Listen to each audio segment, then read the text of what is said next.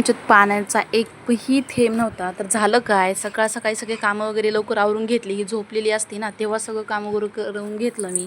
म्हणलं चला हिला हे उठायच्या आधी हिला तोपर्यंत खायला बनवते. मग हिला बनवलं कटलेट. कटलेट वगैरे बनवलं तर हात धुवायला गेले तर बघते तर काय पाणीच गेलं नळाचं. पाणी गेलं. आमच्या इथं 24 तास पाणी असतं नळाला, प्यायचं पाणी पण आणि सांडायचं पाणी पण. मग तोपर्यंत हिला खाऊ वगैरे घातलं. हात वगैरे मग प्यायचं पाणी होतं थोडंसं, मग काय त्यानंच धुतले हात वगैरे, भांडी वगैरे थोडेसे. मग काय तेवढ्यात आलं पाण्याचा टँकर दुपारी. म्हणजे 1.5 दिवस झालं आमच्या इथं पाणीच नव्हतं. मग नंतर ती मोटर झाली ती खराब. मग काय बकेटा वगैरे भरून आणलं. इथं तरी बकेटा किती असतील, 1-2 बकेटा फक्त. मग काय मग कुकर वगैरे तसलं भरून ठेवलं. पाणीच नव्हतं ना काय सुद्धा, 2 दिवस पाणीचा येणार नव्हतं. मग काय थोडं थोडं वापरण्यात आलं ना. मग हिला आराध्याला घेऊन जायचं होतं हॉस्पिटलला, तिला ताप आली ना, त्यामुळे तिला हॉस्पिटलला घेऊन गेलो.